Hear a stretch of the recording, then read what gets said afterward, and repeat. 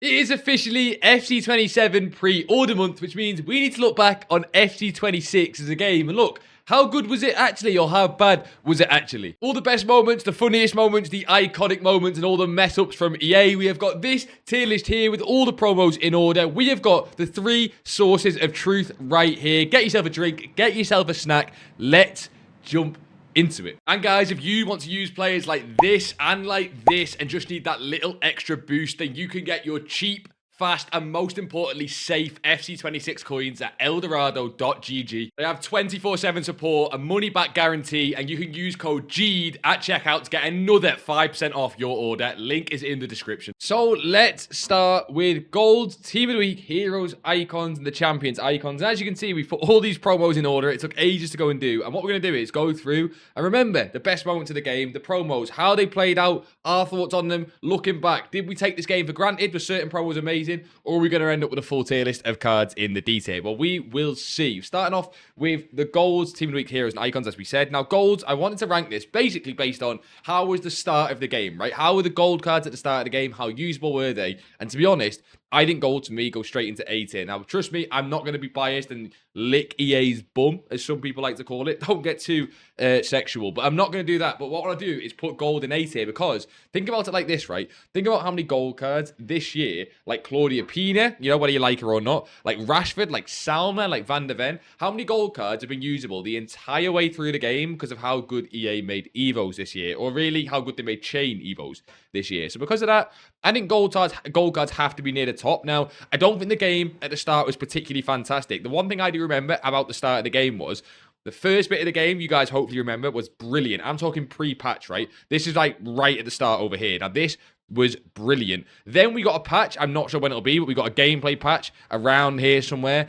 And when we got the gameplay patch, the game kind of quickly went, I wouldn't say downhill, but it kind of did, right? We got a gameplay patch that improved AI defending, and the start of the game kind of got ruined for me in that sense. But I think golds have done and survived really, really well. Now, team of the weeks, we're going to have to be quick going through this and speed up as we go along. Team of the weeks, I think for me, have to go in D tier. Now, I need to know what you guys think, right? I want to know your guys' opinions on a lot of these promos and what we think throughout this video, because this is going to be one where we discuss with you guys, right? I don't have anyone here with me to talk to, so it's going to be you guys we're discussing with. I think Team of the Weeks were absolutely shocking. Now, we don't have an F tier on this tier list. If we did, I would put Team of the Weeks into it. What I want to say with Team of the Weeks is they've basically been absolutely useless, and I feel like they've been getting worse each year. I don't know if you guys agree, but every single year, I feel like Team of the Weeks are getting worse. So we pick a random Team of the Week here, right? Team of the Week 21, a Team of the Week right bang in the middle of the year's game, right? Well, maybe a little bit towards the end, but Team of the Week where it's 2 playstyle plus 1 playstyle plus. We had a Team of the Week Van Dijk in this promo, and Edison and Alvarez, and I guarantee you guys barely remember literally any of these cards. There were very few Team of the Weeks like this Pedro Neto card that were decent for Evos, and I think, again, it was Evos that saved them. But even a Van Dijk card like this, because of Evos, because of promos, no matter how expensive these cards are, they were just shocking. I think Team of the Weeks were a massive, massive miss. And to be honest, base heroes and base icons for me join the same pile. I feel like icons and heroes have lost any sort of special touch they had because promo icons and heroes exist. I don't know if you guys agree, but do you remember when icons back in the day? Do you remember FIFA 18 Hullet? I think it was FIFA 18 Hullet. If you guys remember Blue Legends, right? Is it FIFA 18? I believe it's this card here. Oh my God, look at that card, right? If you packed that card when the game first came out, you would jump around and take your shirt off. If you packed him 12 months into the game, towards the end, you would jump in and take your shirt off because it was 90 Hullet and it was just special, right? It was amazing. This year, how many icons can you say that? Even R9. Joe, if I packed R9 after not after December, after Winter Wildcards, I'd be like, oh, that's brilliant, but he's got no incisive, no ticky, no pinged, or whatever he doesn't have.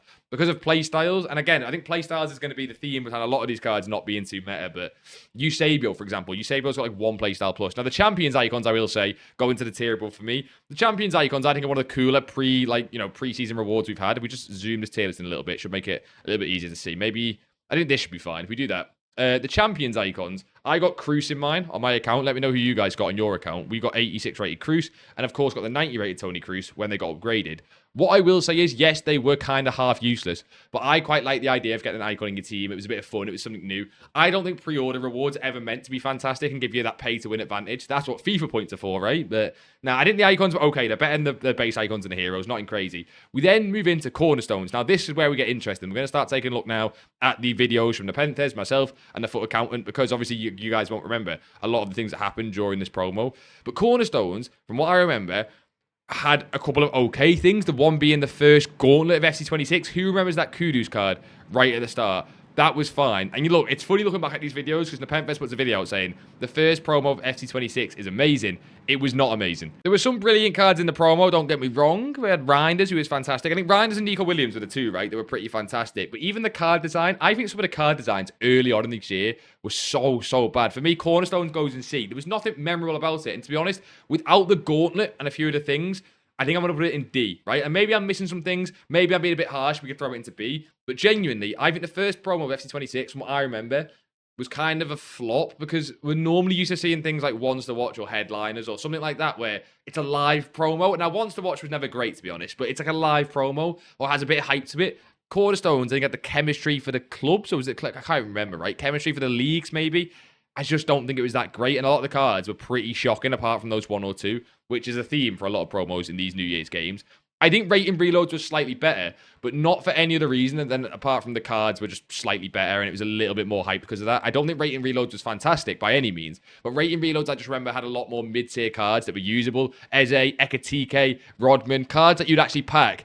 And they were, again, we're not end game at this point, right? Because we're in the second promo of the year, but they were very decent, and I think because of that, I'll put it up to C tier. Like SUBSRIBE, Dewey, Dumfries, you already see, right? The names in this promo, for my opinion, were a lot better. It was another promo, which I call filler promos, where they have nothing to them. A filler promo, to me, is where there's no gimmick, there's no anything. They just, EA throw some cards into packs and say, please spend some money. I think Rating Reloads was one of them, so I put it into the B tier, just above Cornerstones at C. Then we move on to Ultimate Scream. Now, Scream, for me, I don't think was anywhere near as good as Scream in previous years. I will say that. And it didn't happen on our channel here, but a lot of people lost a lot of coins on Ultimate Scream because they flopped when they got their 99s.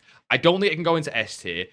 I don't think it can go into the bottom tiers. Scream is always a semi-decent promo. And now Scream had some really good SBCs and objective. You had the Pogba SBC. You had the objective where you got all the cards with the funny names. I can't remember any of them, but I had some funny names. You had Scream Heroes as well. I think they were a little bit more packable than Rating Reloads and Cornerstones from what I remember at least. And for me, I think Scream gets an A. I still think by the time we got to Scream, we didn't have an S tier promo yet on the game. And Scream itself, like Ultimate Scream, the Halloween promo, is a fantastic promo like throughout the years.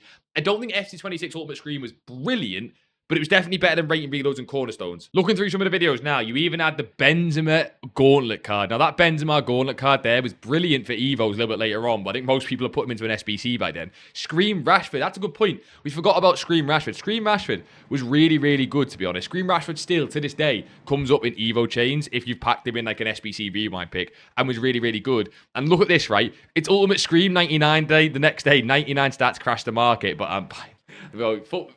titles on FC YouTube are just so funny, right? I do the same, but yeah, I think Scream was good. There was the Rashford SBC, the Pogba SBC, the Benzema Gauntlet. I don't think we push it into S tier. There is a promo coming up kind of half soon that I think is S tier.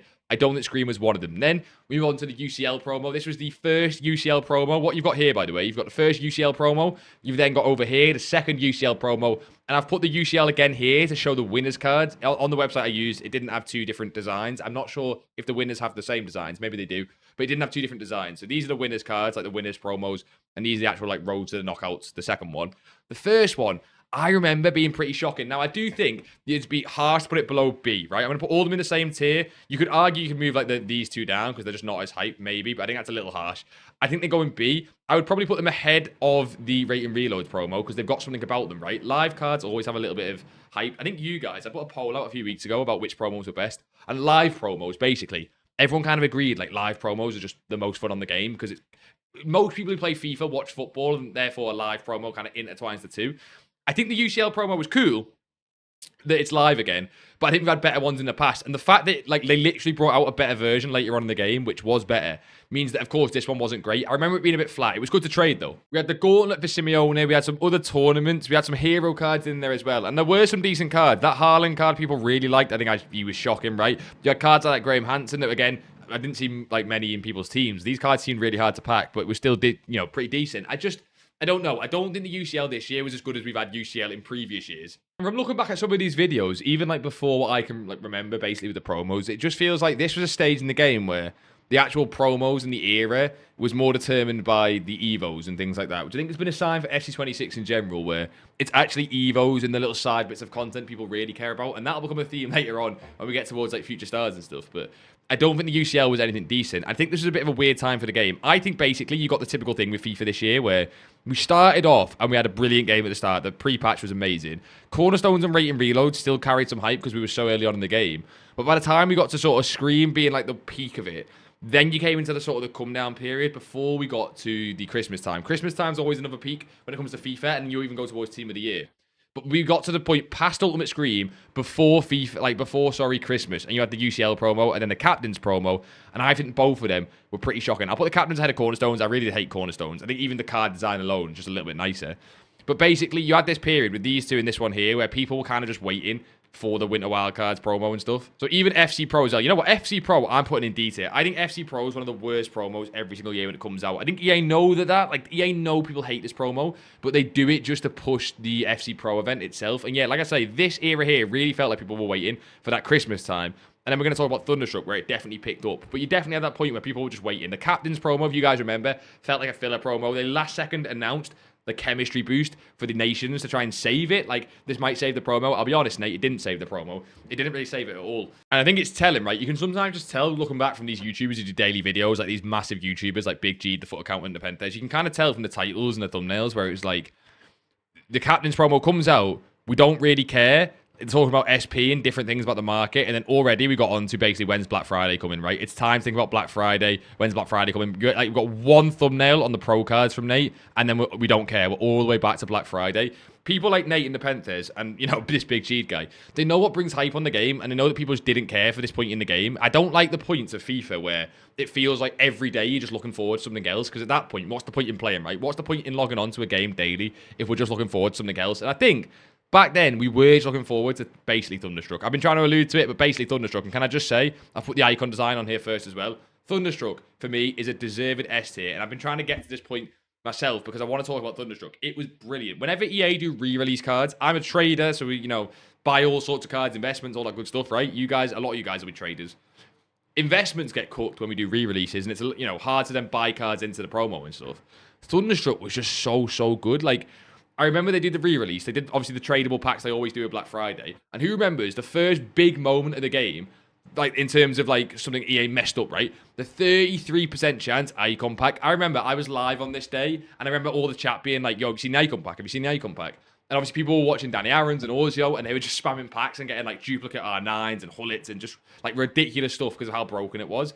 And I think whether that was a mistake or EA trying to get people onto the game, I don't know. But the Thunderstruck overall promo was the first real sense of, like, FC26 being a menu grind game. Like, they were always going to move towards fully menu grind. You've seen it now towards the current state of the game where everything is about unlimited daily grinds and repeatable packs, even more than it has been in previous years. Every year it gets a little bit, what would you say, more progressive towards that. It almost feels like footies earlier and earlier in the year, where every day you jump on and do, you know, thousands of daily packs, crafting upgrades into player picks, and you do the same the next day, and the pack weight gets worse and worse because we're opening more packs.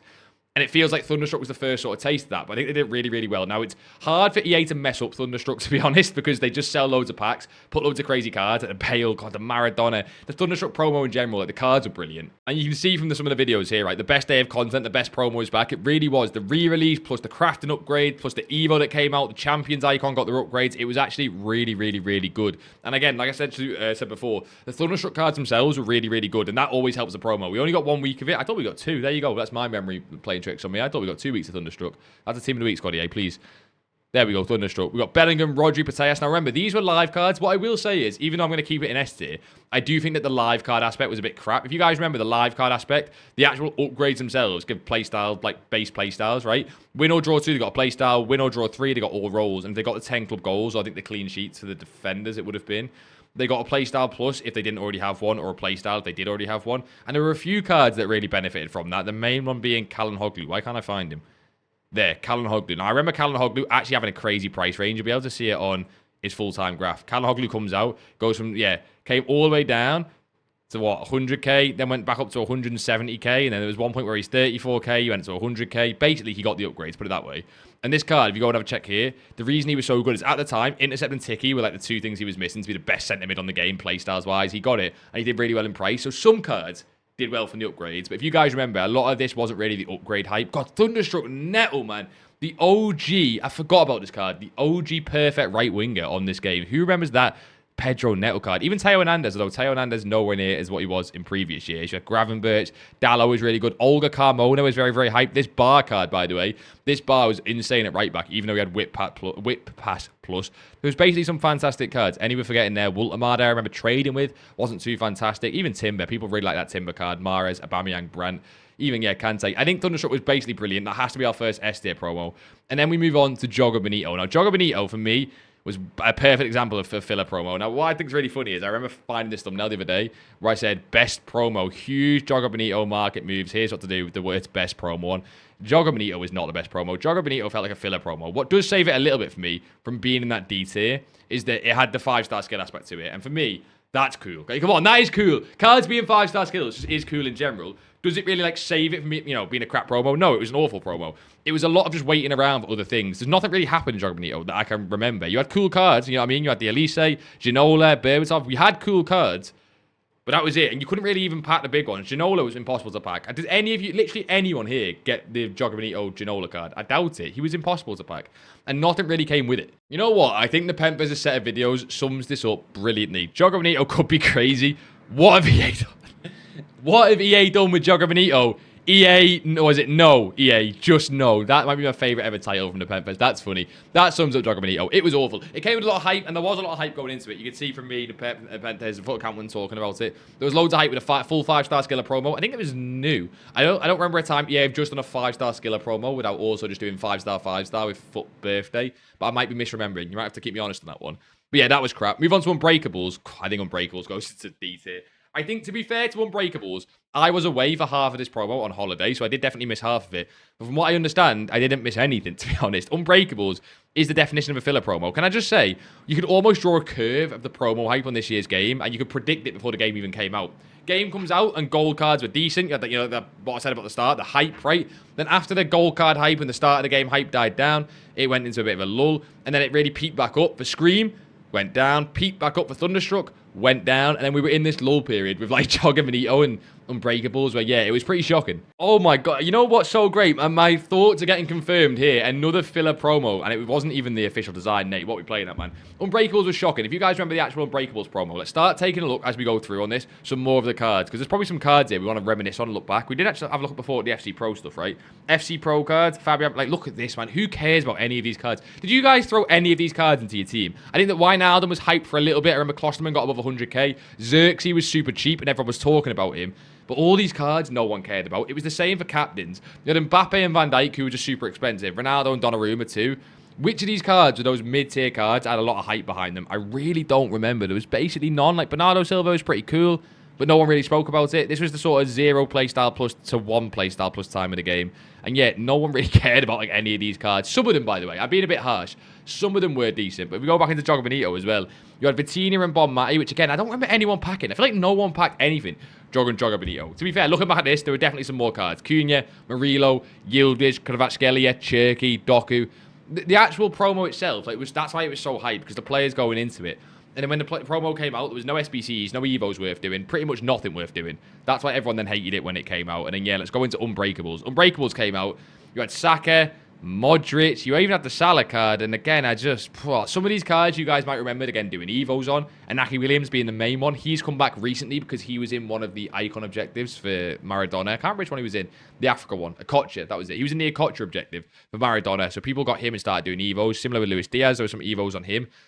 But man, oh man, looking back on some of these promos, it was a slog, man. It was a slog to play the game at some point, and it should never be a slog to play the game pre-Christmas. Like, after Christmas, some people get a little bit bored of the FC and jump around to other games. Pre-Christmas, having promos like Unbreakable and taking all the fun out of the game, this was a bad time. We had the Unbreakables, Icons, and Heroes, and the only card here even worth like looking at was Vidic. Vidic was brilliant. He was really expensive, but he was really, really brilliant. How much was this card when he first came out? Yeah, 1 million coins, but he was fantastic. Probably one of the best centre-backs on the game at that point. With Intercept Plus, he had that lengthy Intercept Plus before it was even meta. Well, it was always meta, but, you know, before everyone was talking about it, he was absolutely fantastic. But Unbreakables as a whole was pretty shocking. We then got these. I decided to throw these in. We got the free heroes. I can't remember what the exact requirements were, but you had the free heroes where everyone wanted Matuidi, and there was a few other cards. Everyone really, I think Company was one that people wanted, from what I remember. Basically, we got the free heroes, Voller and stuff. I think these were great. I'm actually going to put them in between Gold and Scream. They were brilliant because this wasn't like meant to be. It wasn't leaked. It was just out of nowhere. EA did one, like, EA normally do something where they take the hype out of a promo or take the hype out of something. This is one of the times they randomly injected a bit of hype into the game with the heroes, and I don't think it's a squad on foot bin. When we search someone like Matuidi, you guys remember this card, right? They, of course, got upgraded to then these like sort of Team of the Year level cards. They were actually worse when they got upgraded. When they got the blue level for Team of the Year, they were a bit dead. Actually, when they first came out, because they were unexpected, they weren't really that hyped, but like, people still enjoyed them and threw them in a team because it was new and cool, and I quite like that. I like that from EA, just putting something new into the game, and I wish they did that more often. It's not hard for EA to put stuff into the game. It's free, doesn't break the power curve. People enjoy it, gets them playing again, and then for EA's sake, they'll probably spend money on packs anyway, so that was a little bit of an uplift. And then we got what I think, and this might stay at the top, there's 1 or 2 promos that will challenge it, but I think possibly the best time, not just best promo, best time on the game of the entire year with winter wildcards or Footmas. You know, it's basically Footmas, right? But with winter wildcards. We got our second re-release. I don't think, they don't show it on here, but we got our second re-release. So many cards in packs. And we got, for the first time, the real unlimited pack grind. This was the introduction of provisional upgrades around this sort of time and the proper pack grind that has not left the game, by the way. It hasn't left until this day. And I think that is the case because EA saw how successful it was at getting playtime on the game, right? There's a lot of stats going around that people have played FC26 more than any other FIFA. I think the daily grind is one of those reasons. And it's not just these promo cards, it's the actual grind that came along with it. We started to get some brilliant Evos, some really fantastic Evos. We got some amazing cards and packs. Like, you guys remember, this is one of the first promos, aside from Thunderstruck, where a lot of these cards people went and used, right? A lot of these cards you guys will have used at some point. We had the dual version of cards of like Claudia Pina, you had Liao, you had the cards that had loads of positions. That Lorient was really, really good for a little point in time. You had cards that were a little bit more cheap, like Livramento and Luke Shaw, I think was in one of the teams. This was actually a 3-team promo for the first time, not even just a 2-team promo.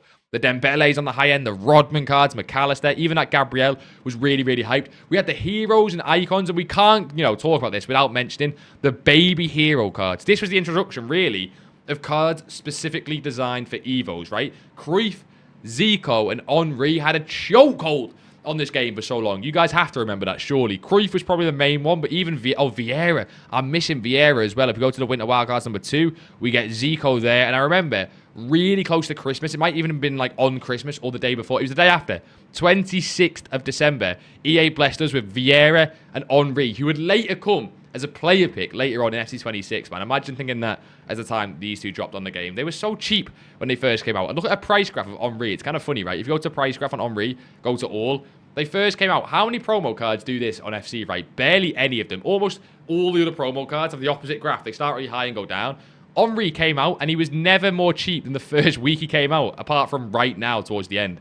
Started at 1 million coins, got all the way up to 4 million coins, and held 4 million coins for like 2 weeks. That was a bonkers time as well, when these cards were like 4 million coins. But then Stam, the other Stam, Ramirez, Govu, and of course the big boy icons. How many of you guys got like a crazy Cruyff or Henry? That was brilliant as well. And I think the videos back it up, right? If you look at the time around this point in the game, Winter Wildcard's going to be ridiculous. It's amazing. Who remembers that is about the Evo, this one here. It surely has to be a mistake. Who remembers the Evo where it was about for fullbacks, but you had to have a card with like less than 50 reactions? I believe, I might be wrong on this, but I believe that was the birth of a really popular card for the rest of the year. That everyone then... Oh, it was only after that Evo everyone did it. But I believe that was the birth of Savona. I could be wrong on this. I really could be wrong. I think he has a really poor reaction stat or something. Whatever it was, EA did. But I believe, and again, I could be wrong. Double check, fact check me on this. But it was the birth of Savona. He then got an inform, or maybe his inform was one of the cards that fit it. And everyone went and did the Evo for him. I think that was it. I could be wrong. But anyway, yeah. People then went and did Savona Evos, and he lasted for the rest of the year. We got EA cooking with evolutions. The evolutions were so... I mean, EA is so out of touch. That was, SBCs have not always been the best throughout the entire year. Oh my god, Winter Wildcards Courtois. Who remembers Winter Wildcards Courtois? We had Guerrero, we had Llorente for Ultimate Gauntlet. God, that Llorente card at Gauntlet, which I still have in my club and haven't played like a single game on, because he ended up being shocking. But at the time, he was really good. It was probably the best Gauntlet reward we had up to that point in terms of the current power curve. And overall, the time on Winter Wildcards was amazing. Bring me back. I enjoyed playing the game. It was cold outside, but it was warm inside. That is cringe. But you know what I mean? Winter Wildcards was really, really good. And then we only had one more promo before Team of the Year, and EA dropped us Time Warp. What do we say about the Time Warp promo? If we were doing this based on hype, this point in the game, because it's not really just a promo, but it's the point in the game, right? The point of time. The Time Warp promo, in terms of hype, leading into it, would be a solid A-tier promo. What? We're getting cards with old school dynamics back. We're getting cards like a Luis Suarez, a Messi card. Of course, a Time Warp Ronaldo card, who recently all came back to the player picks in the store. Even a Pogba card. Who remembers how hyped that Time Warp Pogba was when we got leaked? And to be honest, I think I'm going to be harsh saying this, but Time Warp was not very good at all. I'm tempted to put it to the back of B and not put it in C, because at the end of the day, the cards impacts were fantastic, and some of the SBCs were okay, but overall, God, Time Warp was a bit dead. It was the definition of a filler promo. If you go and check this time on the game, if you go try and go on the Pentas' videos here and go up to Time Warp, there was a few decent things. The Vidal SBC was decent, but God, my God, it was just an absolute filler promo. What was everyone waiting for? They were waiting for Team of the Year. Everyone was just waiting for Team of the Year. Time Warp felt like we were just kind of passing time. Literally, that's what it was. Time Warp. Warp me to Team of the Year. And it was a horrible time on the game. If you guys, sometimes your mind can play tricks on you, and we look back at some of these cards in like fond memory that we had Pogba, Suarez for Evos, and obviously the Messi Ronaldo have actually been better after, you know, after they were out of packs with the new store releases, and we had much more like Evos at higher rating, basically, trying to put it that way. God, I don't even remember this being a 2-week promo. 2 full weeks of Time Warp. That absolutely dragged. Kyle Walker was meant to be really hyped, and he was shocking. This Bartra card was pretty decent. I'm so tempted to move Time Warp to the top of C, just above Jogger Benito. Then I feel like it's on the same tier as Rate and Reload, so I will leave it there. We're getting a quite balanced tier list so far, which probably sums up FC26. FC26 has not been the worst game ever. FC25 genuinely was worse, but my God, it's not been the best game ever either. But we're moving on to the most controversial time of the year. Team of the Year. What do we say about Team of the Year on FC26? Now, there was a lot of interesting things at Team of the Year. We had the Severe Wilson SBC. We had the Yamal. I'm surprised there's not anything here about the Yamal. We're going to talk about icon swaps when it comes to Team of the Year and other, the promo that came afterwards as well. We had Frimpong SBC. We had some half-decent Evos. I've actually included on the tier list the Evolution for Team of the Year because I wanted to kind of rank that separately. I'm mainly talking about the Team of the Year honorable mention Evolution that I put my Rio Engu Moha in. It was for, you know, Van der Ven went into a lot. It was the 3 evolutions. It was like the winger, the centre back one, and I think the striker one that made them a cam. I want to rank that first. I think the Team of the Year evolution, and maybe I'm biased because of the Team of the Year blueprint evolution from FC25 being so good, but the Team of the Year evolution this year deserves to go into top of D tier. It was so bad in comparison to last year's Team of the Year Blueprint Evolution, that 500,000 coin one when we got crazy Dembele cards and Dennis Mann cards, then I think it has to go to D tier. The expectations were so high and it was so bad. But don't worry, guys. The actual Team of the Year promo is going to go way higher, way higher to the top of C. Now, if we're talking about expectations and compared to reality, it could be even lower because Team of the Year is meant to be this brilliant promo. And to be honest, I'm actually going to move it up. I'm going to move it up to the top of B because I think I'm being harsh, but at top of C. The actual Team of the Year time, if someone said to you, right, you can go and play one more week on this game and you teleport back to the Team of the Year time or to like the UCL Rate and Reload or Time Warp time, you would choose Team of the Year. Trust me, you would choose Team of the Year. The problem Team of the Year had was expectations were over the moon. Who remembers almost the meme about the unlimited pack grind? Oh my God, I trolled my community with this by accident. You guys I feel sorry for. Where was it? There was one towards the end. EA just saved FC26 Team of the Year 82 times 25 today. Because basically, everyone wanted the 83 times 20, I believe it was, that came last year. The unlimited pack where we could actually grind Team of the Years and people could actually go and pack Team of the Years. On the last day, literally the last day, EA released the 82 times 25. As an SBC, I think you could complete it like twice or 3 times, and it was just like, what are we doing, man? The pack grind was shocking. I forgot about the Messi Ronaldo SBC. The Messi Ronaldo SBC, I actually never completed. I never grinded it, but you know what? That was a very nice SBC to still have, and Team of the Year made me a lot of coins, and I liked it from that perspective. The main thing I remember from Team of the Year, to be honest, was actually the Rashford SBC. So basically, if you missed it, in Sophia Wilson flashback, who, by the way, top 3 SBCs of the entire year. One of the segments gave a player of the month Yamal that was worth like 500,000 coins, and he was just 186 rated squad. That was funny.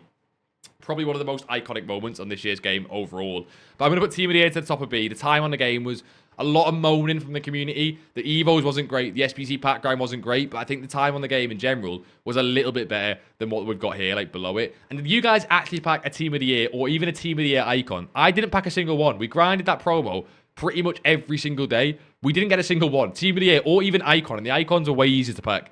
But we're moving on to 2 promos people will remember much more fondly. We have first got icon swaps, which isn't really a promo. But can I just say, icon swaps for me probably goes into S tier. And now, I'm a little bit biased in this, and some of you guys will definitely disagree, but I got R9. That R9, I don't know how many games have got played on him, actually. Let me go check. We've only got 212. That'll be much less than certain people. But just remember, at this point in the game, I wasn't even playing Rivals. This was really just playing the game for a little bit of fun and mainly Weekend League. So having 212 games is kind of crazy considering it's mainly Weekend League. This card was in my team for so long. And I think icon swaps overall, remember at the start of the game, EA said it wasn't coming back. They feel like icon swaps is something they can't do because it messes with the power curve and different things like that. And they thought they were going to replace icon swaps with like the SBC tab, and they had like all weird things on it. Icon swaps is brilliant. I think we need, and you know what? I'm going to say this. I think having icon swaps once a year is the balance. I think if we had icon swaps 2 or 3 times this year, I know people wanted it. I don't think it would have worked. I think icon swaps works once a year. And to be honest, the time EA put it this year, just after Team of the Year, to keep some hype going, I think was actually brilliant. It kept some hype going on the game, kept some people playing the game, kept me really interested in the game. I think it was brilliant. And we've got to move on to Future Stars. Now, Future Stars, we've got 2 cards here as well. We've got the actual Future Stars design and the Evolution. God, we've got to speed up, man. I didn't realize how much of the promos we'd already got in this year's game. That's crazy. Future Stars itself, I'm going to put to the top of C. Now, that's going to be quite controversial because everyone was like, oh, Future Stars is really good. That's BS. The only good thing with Future Stars was the Evolution. The Evolutions of Future Stars, the 2 of them we got, I used them on Leone and Ione. Liverpool fan, let's go. I used them on Ione and Leone. They were brilliant. Like, really, really good. They were really confusing, by the way. Probably the most confusing bit of content this year. But the actual Future Star promo, if you go back and look at the team, I'm not messing, by the way. Everyone thinks Future Stars is a brilliant time on the game, and it was for the Evos. The actual Future Stars team, like you had Bale and Pele and stuff, cool, but no one packed them. Maradona and Eusebio, cool, no one packed them. And the team was brilliant. And maybe I'm being a little bit harsh, but I want to get my point across that people forget actual Future Stars, there was not much to do, but the Future Stars Evo was brilliant. So again, maybe I'm being a bit harsh on that and I should rank them together, but I'm going to stick with that. I quite like it. Then Knockout Royalty came up, and you know what? No, I lied. I've lied already. Future Stars cannot be on the same tier as them because Knockout Royalty goes in. Knockout Royalty, definition of a filler promo. It was meant to be a live promo. It wasn't a live promo. There was some cool like live tournaments around Knockout Royalty that I remember playing and enjoying. There was, 3 stages, and one of them was really hard. The heavyweight Knockout Royalty tournament. God, that was impossible, man.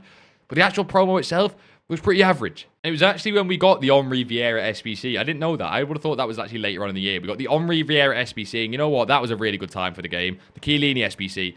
Maybe I'm being a bit harsh on Knockout Royalty, honest, looking back at some of the content, and maybe we should even bump it up. But I'm going to keep it there for now. I remember the Van de Ven card was very hyped, and there was other cards that are really hyped. Who remembers Knockout Royalty Shelling? Looking back at some of these cards. That Knockout Royalty Shelling was an insane card. You had the Mia Ham as well. Steven Gerrard, Iniesta. Some of these cards were quite cheap, but I remember most of them just being too expensive for what they were. Vinny was crazy expensive. Kvaratskhelia was crazy expensive. Havertz was crazy expensive. You know what? No, I'm happy with my Knockout Royalty place into C. And we're going to move on already to Fantasy. Now, again, Fantasy for me just gets bonus points because it's a live promo. And for me, live promos are just great. So I'm going to put it in A. That's going to not piss people off. I think a lot of people, maybe you guys will disagree with that. I think Fantasy was really, really good, mainly just for the cards we had like on the game, even just the cards themselves in packs. Semenyo, Felix. Like, look how many of these cards we still talk about to this day. Semenyo, Felix, Salma, Rafa Leao, even Palmer and Bruno to a degree. You got Unai Simon in net, maybe less so. Douglas Luiz, he was really hyped until they lost all the games. Luke still fits in Evos to this day. Brilliant. There was just so many cards people even to this day still talk about. I think in Team 2, God, we had the FPL as well. That was a shocking bit of content. EA really messed up the fantasy FPL. Shrewsbury Hall was the card that got like the best upgrades and just no one did him, never mind used him. So that was a bit shocking. Wirt, Jokeres was way too expensive. Arda Güler though was brilliant. Reinders, brilliant. Lauren James was actually really good. It's like a lengthy winger. Same with Chewinga as well. There were some brilliant cards there. I think fantasy, as soon as you make a promo, have live upgrades from real life, and fantasy is probably the best live promo this year in terms of, the actual upgrades themselves, including the Path to Glory, but that came a lot later in the year. So the actual upgrades themselves are really good. I think Fantasy was a great time on the game. I don't think there's too much more to say about Fantasy. From looking back, the content on Fantasy was kind of just the cards. It was basically the cards in packs, right? More live cards. It was all the cards in packs. I think that's all we can say about Fantasy, but I think it was a really good time on the game. The pack grind has stayed the same at this point from Winter Wildcards. The pack grind doesn't really change until Team of the Season, to be honest. And even then, you could argue at Team of the Season, it's no better than it was in Winter Wildcards. So we're not really talking pack grind here. We're talking Evos and the gameplay itself. And I think Fantasy was a pretty decent time on the game. But you guys have probably seen the next card. And I think, you know what? I'm going to say it. Better than Winter Wildcards. I'm tempted to put it below Winter Wildcards, but Foot Birthday, I don't know what we say about Foot Birthday. I think you guys already know. The biggest change to a game mid-year we have ever had. And I mean ever have. If you were there watching a live stream on the Friday content drop of Foot Birthday, it was... I can't explain how mental it was. Prices crashed to levels we've never seen before. Cards came out and no one knew how they worked, if they were going to work long-term. This was obviously before you could remove Evos off cards. So cards were then locked from being tradable to untradeable. People were packing Cristiano Ronaldo and going, well, I want to use him, but if I use him, I then can't sell him. I have no idea what to do. It was honestly the most mental time in the game. It brought the bakery lab. And to be honest, we might look back at this promo, not just this year's game, this FUT Birthday promo, that card design right there in 5 years' time. And maybe we look back and it saved the entire franchise. Maybe we look back and it literally killed the entire franchise. Because I think EA are going to start, like they made more money in FUT Birthday than they've ever made before. It was ungodly how much money they made. And that's why now we've got Glory Hunters with customizable playstyles, National Pride with customizable playstyles. EA used FUT Birthday as the blueprint.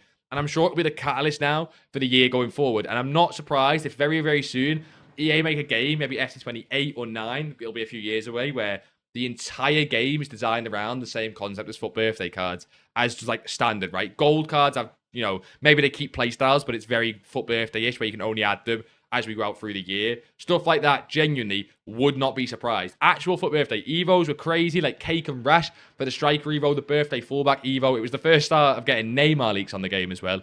And the amount of cards you look back on FUT Birthday and think they're still getting used. Pfeiffer and Oosterwolde. God, when this first dropped, right, as a promo, who would have thought the two cards everyone would talk about for weeks and months to come would be Pfeiffer and Oosterwolde. Not Ronaldo, not Yamal, not St. Maximum. Just those two cards. Kind of funny. Then we move on to Answer the Call. And honestly, Answer the Call right now I'm putting at the bottom of the list. Now, I am very biased in this, in that Answer the Call came out right after FUT Birthday, so it doesn't help itself. But oh my god, Answer the Call was the worst thing ever. There were some decent upgrades. SBCs are pretty crap. Evos are pretty crap from what I remember. And it was not really worth doing.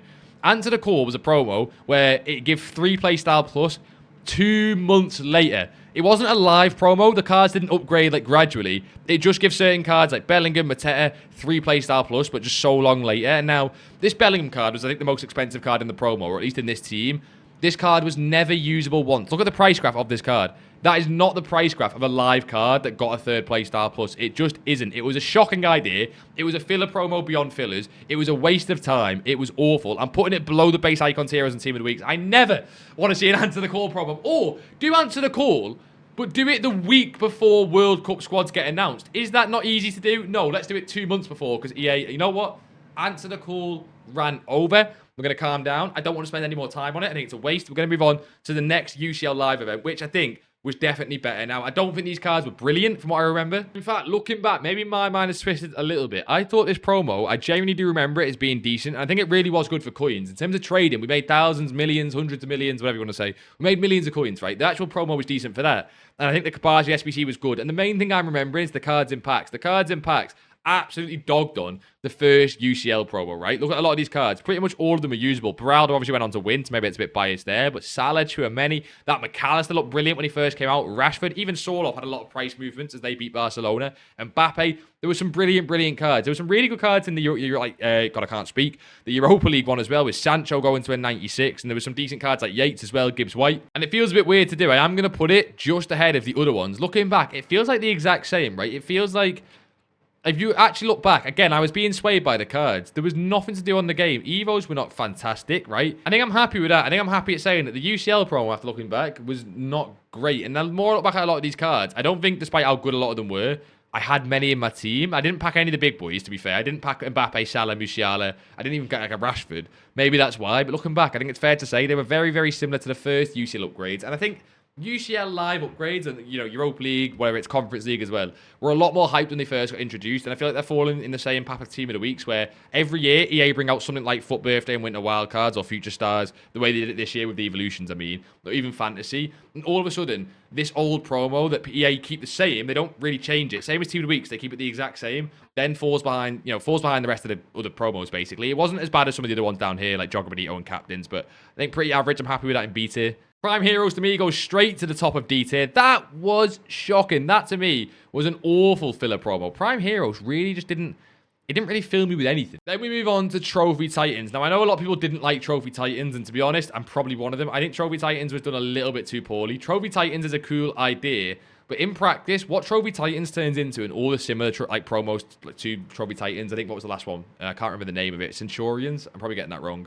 Basically, the promos where it's just icons and heroes, but they do this weird thing where it's like, you have the baby icons and baby heroes. All this promo turns into, and let me know if you guys agree, the baby cards are crap, but really packable, and the big cards are amazing, but unpackable. And it makes a stupid dynamic where for an entire week, or in this case 2 weeks of FIFA, the promo doesn't feel like it's worth grinding because you just keep getting the baby cards on repeat, but yet the power curve has changed massively at the same time. It creates this really weird feeling on the game where Maldini exists, Henry exists, Cafu exists, like all these cards existed, but not really. You didn't even really see them in your opponent's team. What I will say is that the cards like Maldini, and I think, you know, Thuram and some of the other ones, were really good for Evos. And this Maldini, to this day, I still see on FUT being popular a lot for Evos. Not so much Thuram and not so much some of the other ones. They kind of fell out of favour. But I think Maldini specifically, even the Sol Campbell 88, again, not as much anymore, but at the time was really, really good for Evos. But the rest of the cards, looking back, weren't even that great for Evos. A lot of these cards ended up coming into coin shop cards. A lot of coin shops used these cards to transfer coins. And that was all they were really for because of how rare they were. It was just to sell coins and that was really it. Yeah, the promo was pretty average. You know what? Trophy Titans always has a lot of hype and I can't put it in the bottom tier. I've got to put it above all these because at the end of the day, having just icons and heroes in packs and having so many of them is really cool. We obviously got the most icon packs ever because of the nature of the promo. But I just don't think it was great. God, look how many we've already put on the tier list. We're now going to move on to Team of the Season and Beyond. I feel like Team of the Season and Beyond is a massive sort of turning point in the game for people. We sort of have start game, Team of the Year and Beyond, Team of the Season and Beyond, and then silly game where you have footies and stuff, right? And we're sort of into that silly game now with some of these promos. But Team of the Season comes out, and I've decided to rank red picks separately. And I'm going to hot take a lot of people here. People are going to get pissed off at this. I think red picks were pretty good this year. Red picks, yes, if you got awful weight, was shocking. That's obvious. But red picks to me felt fair this year. People got some amazing red picks. I have seen so many in teams I'm playing against in champs and rivals. I got some decent ones. And it felt like if you got a decent rank in champs, look, people are going to hate me for that. On the most part, you had an okay chance to get a decent Team of the Season. It is not as bad as it has been in previous years. Who remembers it a couple of years ago when it was just shocking? Who remembers the League Earn Team of the Season thing where rewards were great and then they went awful because EA patched it? Stuff like that. It wasn't that shocking this year. I think the actual Team of the Season promo itself wasn't the best. I might even put it in the same tier just behind the red picks themselves.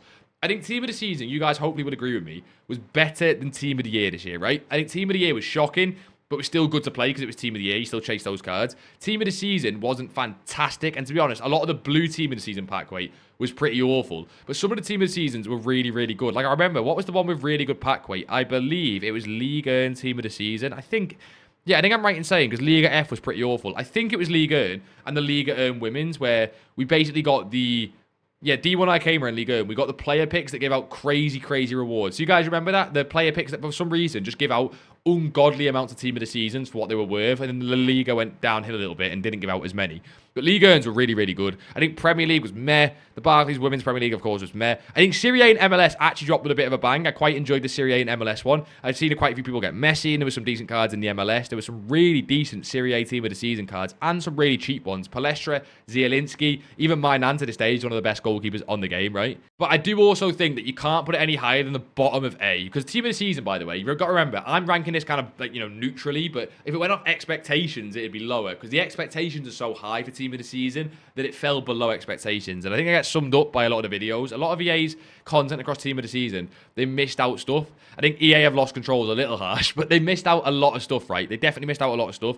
And I think they fixed it in certain Team of the Seasons, right? Of course, Team of the Season's a bit weird. It's like a 5-6 week promo. It lasts forever. And I think some of them were really, really good.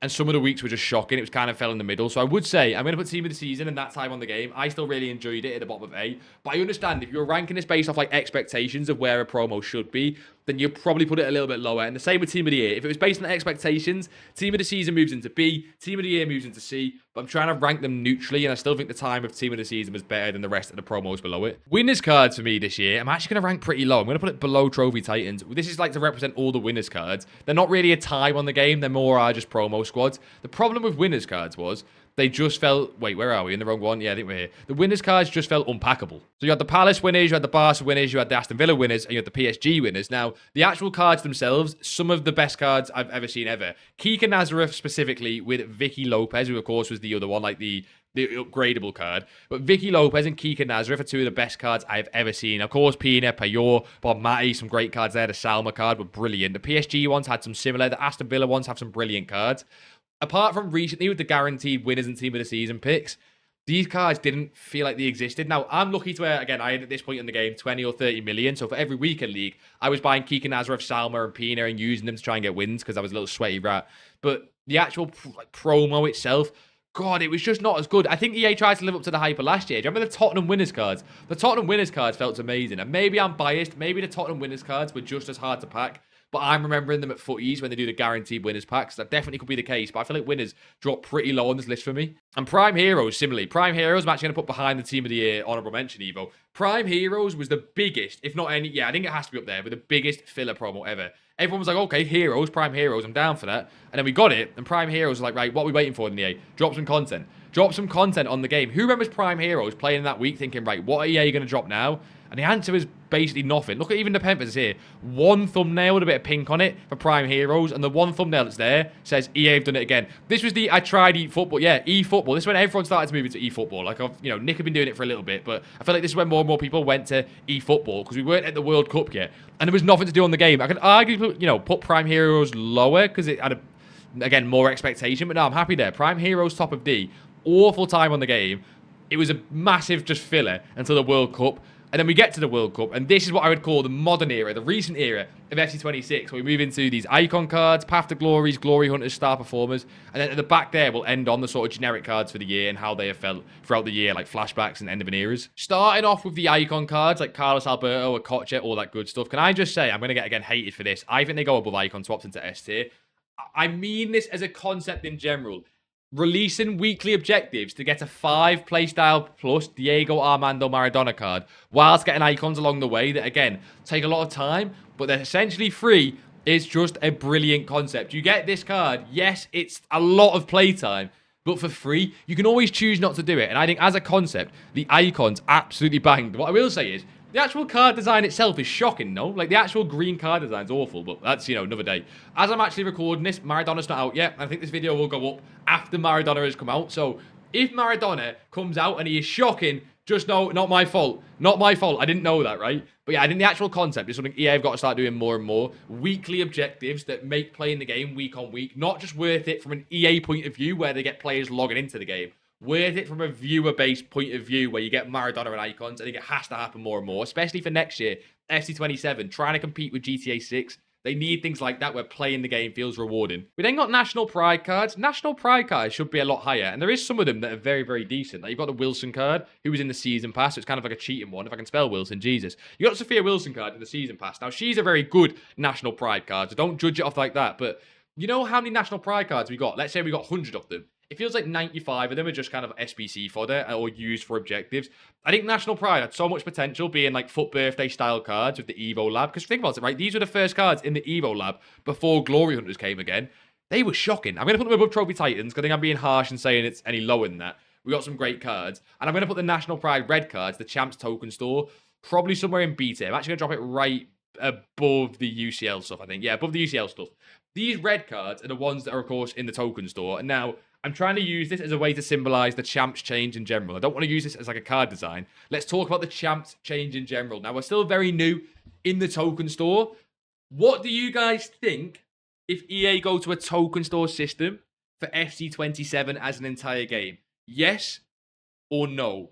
For me, I think they are close to being spot on.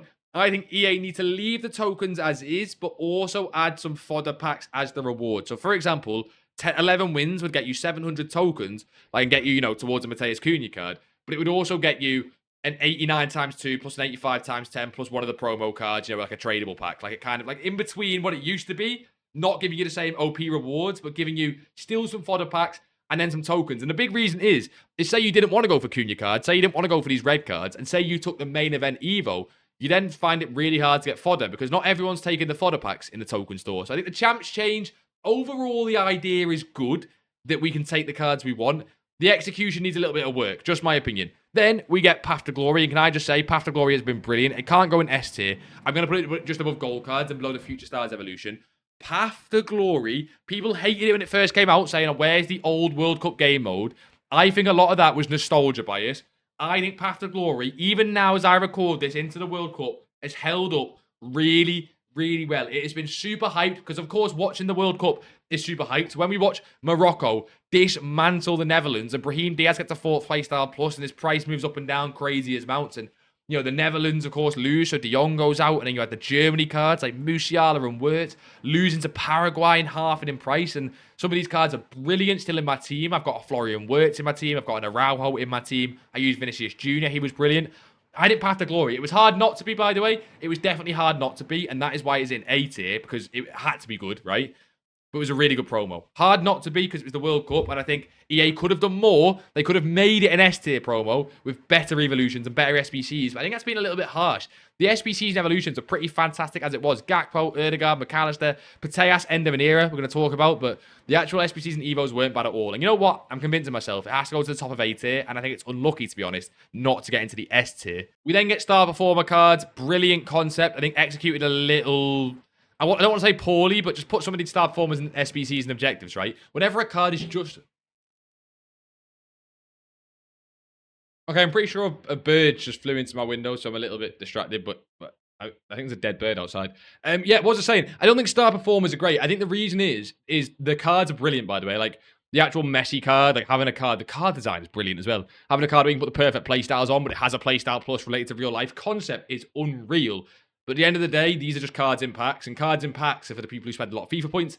I don't spend a lot of FIFA points. A little bit biased, maybe, but I'm not going to go and chase these cards by spending real life money. So for me, goes to top of C. I think it's better than all this crap down here. But the actual like promo itself as a promo, I don't know, wasn't great. We then get great to the game. I think people are going to hate me for this again. I think great to the game goes straight into A tier. I'd say below path to glory, but great to the game was brilliant. Like, so many people said they hate great to the game because the pack weight and things like that, but great to the game was brilliant because of the pack weight. You got Xavis and Iniestas like for free. I got Bale and Vieira, and yeah, it killed the market. It did kill the market, but we're in June. It's fine to kill the market, right? That's okay. Cruyff being below 1 million coins, 97 Zidane being below 1 million coins, even a 97 Henry being 1.4 million coins. Great to the game, can I just say, was bloody brilliant. I wish we had more promos like great to the game in the end game. Imagine the next promo after Glory Hunters, which I believe is Phenoms. Imagine the cards are just stupid easy to pack, and it crashes the entire market. But who cares? We're going to be at footy soon anyway. I think that's pretty cool. When you get past team of the season, I think everything's fair game from EA. So I think great to the game was brilliant. SBCs and Evos could have been better. Definitely could have been better with great to the game. I think, for example, we got Luis Figo as the main SBC. Absolutely honking. EA didn't price his SBC in accordance to the pack weight they then released the cards on the market. So that was shocking. But because the packs were so good and the grind was so good and champs rewards were so good, in my opinion, I'm going to put great to the game in A tier. Maybe a bit controversial, but I'm going to do that. And the last actual promo of FC26, before we move on to showdowns, flashbacks, all that good stuff, the last actual promo we've got is Glory Hunters. Now, Glory Hunters, as I record this, we're in the middle of. As this goes out, we're still kind of in the middle of. Glory Hunters, though, has been, again, brilliant. I think EA have nailed the recent promos. Been able to put your own playstyles on cards. Can I say the one thing that'll fix Glory Hunters for me is if they add a menu to Glory Hunters where, or even any card you can put playstyles on, where with one click, I can like go and tick all the playstyles I want on a card, click confirm, and then it builds the full Evo for me. I don't want to have to go and do every single Evo individually every time. When I say I don't want to have to, no one wants to have to. It's shocking. But yeah, Glory Hunters had great pack weight, Van Dijk down at 1 million coins, perfect playstyle cards, non-upgradable, of course, not like Path to Glory. And I don't think it's on Path to Glory's level because of that. But I know a lot of people will put it above Path to Glory because of the playstyles and be able to put perfect cards on. You've also got a Neymar card in there, Messi, Dembele. I think Glory Hunters has been brilliant. I hope the rest of the game continues with the promos. We've got to talk about the rest of these cards here to end off. And we first start off with the winners cards. Like, the sort of the pro gets to pick a player because they won the pro event in FIFA. I think these are pretty shocking. We got the Vidic SBC. I think the Vidic SBC was really good. It came out kind of semi-recently, but I think they're shocking. It's a really bad concept. It's just EA wanting to get more involved with the pro scene, which is a good concept, but they just say a pro gets to pick a player, then I think EA choose the stats and stuff, and it just is a bit clunky. It doesn't really work. I think showdowns, I will gladly, and I wanted to do this the entire video. I've been waiting to get to showdowns. I'll gladly put showdowns in D tier. They have been awful this year. Name me 2 or 3 showdowns that have been worth doing. There's barely any. EA just don't do showdowns properly. Make showdowns some of the best cards in the game and make it so you have to properly gamble. Go back to the old system, by the way. None of this woke stuff where you get to do both of the showdown cards because everyone moans that they want both of them. That's woke. Go back to when we had an SBC player pick. You do one of the two showdowns. You pick a card. If your card loses, you pick wrong. If it wins, fair play to you. EA should give you a broken card because of that. Showdowns, honk, right? EA have diluted showdowns. That's shocking. For the rest of these, I'm going to have to use FUT GG because I just don't remember all the players. So for flashback, I remember Wilson being brilliant. De Jong, pretty awful. Frimpong was actually okay. Gyökeres, God, he was awful. Who remembers? God, Koundé was awful. You know what? Wilson, I want to rank differently to the rest of the showdowns. If we're flashbacks. If we're ranking flashbacks, they go into D tier. If we're ranking flashbacks with Wilson, they probably go into sort of C tier, maybe slow star performers. I think Wilson carries them that much. He's up a whole tier. And to be honest, Wilson being S tier. But I didn't realize the rest. I was actually going to put these in like B or A tier. I did not realize the rest of these flashback cards were so honking. These green cards, well, I can't remember the actual name, like excellence cards, whatever they are. They've been honking. They've not done anything this year. But that's kind of a standard. I don't really mind that. Orange cards have been, I would say, okay. Are they gonna be the first double row? We finally get to double rows. I'm gonna put them in a double row in C tier. They're kind of very similar to star performers. A little bit worse than star performers because I think these are cooler. But orange cards, if you get them, they're cool, and if not, they're not cool. Do you know what I mean? Bit crap. I think end of an era has been a little bit better. EA have given them out a little bit more for free this year, which is nice. I'm going to put them just behind Team of the Years. Like, Pateas is great. Salah was great, but too expensive. But a lot of the ones they put in objectives, like Andy Robertson was an SBC for Salah. But the objective ones for, is it Seamus Coleman, I think was one of the objective ones. And just giving out free cool cards that people can put into past and presents. I feel that's been pretty cool. And these cards deserve to go. You know what? Dead last. You know why? Why can't I Evo? It is July, and EA won't let me Evo. I can't even find Ronaldo. What about Pele? Can I find Pele? Yeah, I can find Edson Pele. EA won't even let me Evo the 74 Pele card in July. What was the point of doing it in the first place? And in general, the World Tour stuff has been one of the worst things in this year's game. It was the entire, like, sort of premise with the World Cup coming up. It was the entire premise with it being a World Cup year. And it was shocking. I do want to say that FC26 is not as bad as some people make it out to be, but those have been horrendous, and I will die on that hill. Boys, there is my official tier list. Let me know down below. Give me one card you disagree, or one like promo type you disagree with the most. Let's see some hot takes down below, or maybe I've got a hot take and you guys all agree that, for example, you know, Time Warp should be an S tier or whatever it is. Let me know down below. Like, hype the video, or subscribe if you enjoy this kind of more chill content. I've been really looking forward to doing this video. I quite like doing tier list stuff, but I know it's not really the normal stuff we do on the channel. Probably won't perform the best. Absolutely fine with me. I just enjoy doing this kind of content where we get to rank things. And to be honest, if you guys want to see more tier list ranking content when it comes to FC, previous FCs or this one, I'm down for it. And until next time, boys, I will see you all in a bizzle.